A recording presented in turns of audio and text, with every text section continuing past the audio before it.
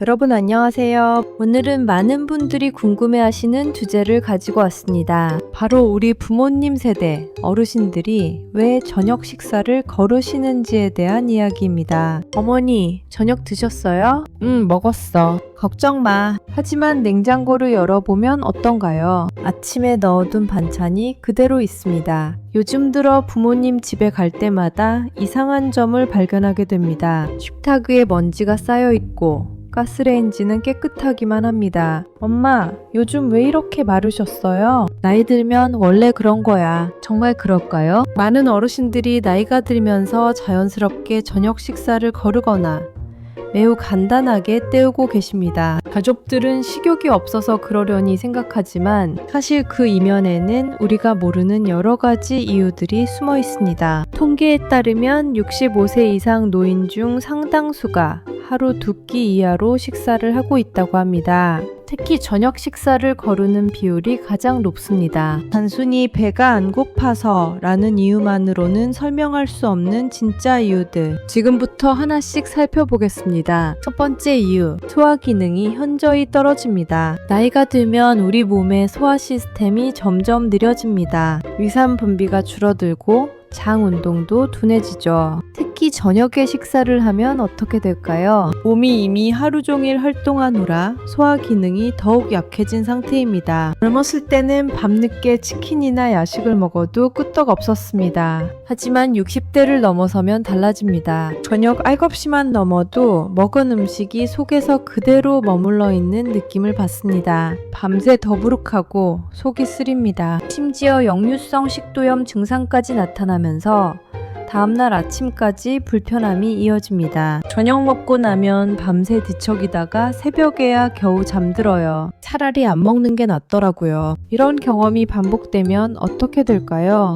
많은 어르신들이 이런 결론에 도달합니다. 먹고 나서 고생하느니 조금 배고픈 것을 참는 게 더 편하다. 두 번째 이유, 식욕과 미각이 자연스럽게 감소합니다. 나이가 들면 미각을 담당하는 미뢰가 감소합니다. 후각도 둔해집니다. 그러면 어떻게 될까요? 음식 맛이 예전 같지 않습니다. 무엇을 먹어도 밋밋하게 느껴지죠. 게다가 신체의 신진대사가 느려지면서 에너지 요구량도 줄어듭니다. 그래서 식욕 자체가 감퇴하는 겁니다. 아침에 간단하게 식사를 하고 점심에 제대로 된 한 끼를 먹으면 어떻게 될까요? 저녁 때가 되어도 배고픔을 크게 느끼지 못합니다. 배가 고파서 먹는 게 아니라 시간이 되어서 먹는다. 이런 느낌이 들면서 굳이 억지로 저녁을 차려 먹을 필요성을 못 느끼게 되는 겁니다. 특히 여러 가지 약을 복용하는 어르신들의 경우는 어떨까요? 약 부작용으로 입맛이 더욱 떨어지는 경우가 많습니다. 음식이 쓰게 느껴지거나 메스꺼움을 느끼면서 자연스럽게 식사량이 줄어들게 됩니다. 세 번째 이유, 식사 준비 자체가 육체적 고역이 됩니다. 관절염, 허리 통증, 근력 저하 이런 증상들 때문에 오래 서서 요리하는 것 자체가 고역입니다. 칼질을 하고 무거운 냄비를 들고 가스레인지 앞에서 조리를 하는 모든 과정, 이 모든 것이 체력적으로 부담스럽습니다. 특히 저녁 식사 준비 시간은 언제일까요? 하루 중 가장 피곤이 쌓인 시간대입니다. 아침, 점심을 준비하고 집안일을 하느라 이미 지친 상태입니다. 그 상태에서 또다시 저녁 준비를 하려니 몸이 말을 듣지 않는 거죠. 예전엔 반찬 5, 6가지 해놓고 온 가족이 둘러앉아 먹었는데 이제는 김치 하나 꺼내는 것도 힘들어요. 냉장고에서 반찬통을 꺼내고 밥을 짓고 국을 끓이는 일련의 과정, 이 모든 것이 부담스러워서 아예 간단하게 시리얼이나 과일로 대신하게 됩니다. 설거지까지 생각하면 더욱 머리가 아프죠. 먹고 나서 설거지를 하고 정리하는 것까지 포함하면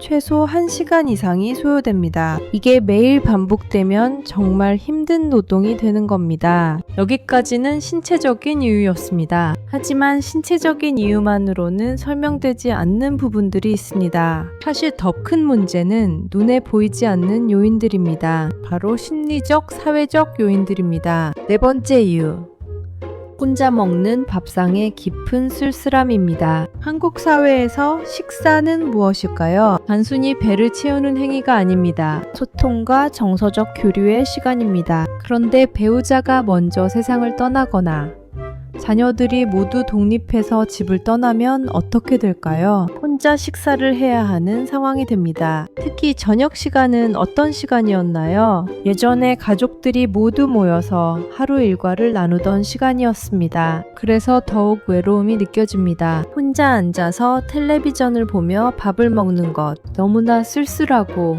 공허하게 느껴집니다. 누구랑 같이 먹으면 맛있는데 혼자 먹으려니 목으로 안 넘어가요. 그냥 먹기 싫어져요. 빈 식탁 앞에 혼자 앉아 있으면 어떤 생각이 들까요? 돌아가신 배우자가 생각납니다. 멀리 떨어져 사는 자녀들이 그리워집니다. 식사 시간이 오히려 외로움과 상실감을 더 크게 느끼게 만드는 시간이 되어버린 겁니다. 그래서 아예 간단하게 과일이나 우유, 빵 한 조각으로 때우거나 저녁을 거르는 경우가 많아집니다. 사회적 고립이 식사 습관에까지 영향을 미치는 겁니다. 5번째 이유, 건강에 대한 과도한 염려와 오해입니다. 많은 어르신들이 당뇨병, 고혈압, 고지혈증 등 만성질환을 앓고 계십니다. 이런 경우 어떤 말을 듣게 될까요? 의사나 영양사로부터 칼로리 제한, 나트륨 제한, 당분 제한 등의 식이 조절을 권유받게 됩니다. 그리고 이런 정보들도 접하게 됩니다. 저녁은 가볍게 먹거나 거르는 게 건강에 좋다. 저녁 6시 이후에는 먹지 마라. 간헐적 단식이 혈당 조절에 도움이 된다. 이런 건강 정보를 접하면서 의도적으로 저녁 식사를 줄이거나 거르게 됩니다. 특히 체중 관리가 필요한 어르신들의 경우는 어떨까요? 새끼 중에서 가장 쉽게 포기할 수 있는 끼니가 바로 저녁입니다. 왜 그럴까요?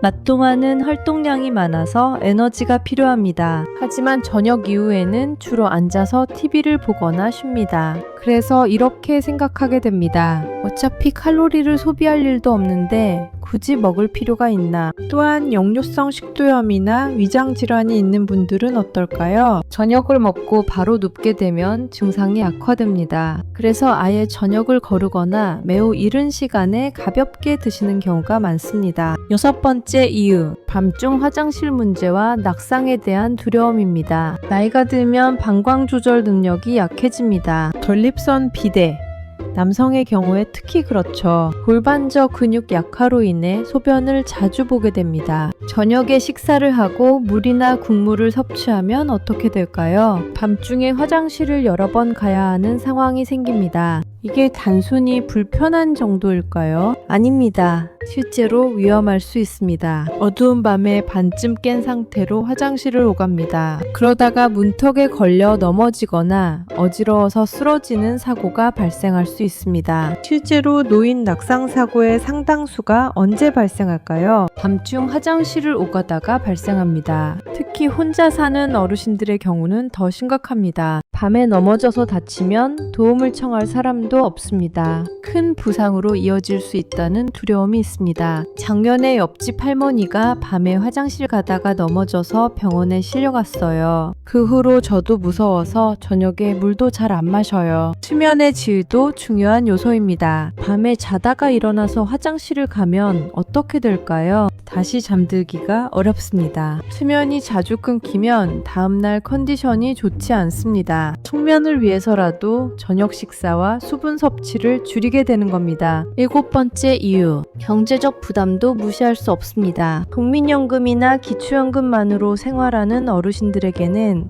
식비도 만만치 않은 부담입니다. 물가는 계속 오릅니다. 하지만 수입은 고정되어 있습니다. 지출을 줄여야 하는 상황에서 가장 쉽게 절약할 수 있는 부분이 뭘까요? 바로 식비입니다. 세 끼를 다 제대로 차려 먹으려면 어떻게 해야 할까요? 장을 자주 봐야 하고 신선한 재료를 구입해야 합니다. 이게 생각보다 큰 비용이 듭니다. 특히 혼자 사는 어르신들은 이렇게 생각합니다. 나 혼자 먹자고 이것저것 사기엔 아깝다. 어차피 다 먹기도 전에 상하는데 뭐하러 사냐. 또한 요즘은 1인분 단위로 판매하는 것이 별로 없습니다. 어쩔 수 없이 2, 3인분 분량을 사야 합니다. 혼자서는 다 소비하기 어렵죠. 남은 음식은 결국 버리게 됩니다. 이게 아깝고 미안해서 아예 장을 안 보게 되는 겁니다. 더구나 전기세, 수도세, 난방비 등 기본적인 공과금도 부담스러운 상황입니다. 요리를 하려면 가스비, 전기세가 추가로 들어갑니다. 에어컨도 아껴야 하고 난방도 최소한으로 해야 하는데 매일 밥 해 먹자고 가스불 켜기도 부담스럽다. 이런 말씀을 하시는 분들도 계십니다. 결국 경제적 여유가 없는 어르신들은 어떻게 될까요? 하루 한두 끼로 끼니를 줄이게 됩니다. 그 중에서도 저녁 식사를 가장 먼저 포기하게 되는 경우가 많습니다. 왜 그럴까요? 아침과 점심은 활동을 위해 꼭 필요하다고 생각합니다. 하지만 저녁은 없어도 그만이라고 여기시는 거죠. 여기까지 7가지 이유를 살펴봤습니다. 결국 노인들이 저녁 식사를 거르는 것은 무엇 때문일까요? 단순히 식욕이 없어서가 아닙니다. 신체적 노화, 심리적 외로움, 안전에 대한 두려움, 경제적 어려움, 여러 복합적인 요인들이 얽혀 있습니다. 더 큰 문제는 무엇일까요? 이렇게 저녁을 거르는 것이 장기적으로 어떤 결과를 가져올까요? 영양 불균형과 근감소증을 초래합니다. 면역력을 떨어뜨려 건강을 더욱 악화시킵니다. 하지만 어르신들은 이런 위험성을 알면서도 어떻게 하실까요? 당장의 불편함과 부담 때문에 저녁 식사를 포기하고 계십니다. 이제 우리가 해야 할 일은 무엇일까요? 명확합니다. 부모님이나 주변 어르신들의 식사 습관에 관심을 가져야 합니다. 단순히 밥 먹었어요? 라고 묻는 것을 넘어서야 합니다. 실제로 무엇을 얼마나 드시는지 확인해야 합니다. 혼자 사시는 어르신들을 위해서는 어떻게 해야 할까요? 배달 도시락 서비스나 경로식당 이용을 권해드리는 것도 좋습니다. 간편하게 조리할 수 있는 식품들을 준비해드리는 것도 좋은 방법입니다. 무엇보다 중요한 것은 무엇일까요? 가끔이라도 함께 식사하며 대화를 나누는 시간을 만드는 것입니다. 이것이 어르신들의 식욕과 건강을 되찾는 가장 좋은 방법일 겁니다. 저녁 밥상 앞에 홀로 앉아 계실 부모님을 떠올려 보세요. 오늘 저녁 전화 한 통이라도 드려보는 건 어떨까요? 이상으로 오늘 영상을 마치겠습니다. 시청해주셔서 감사합니다.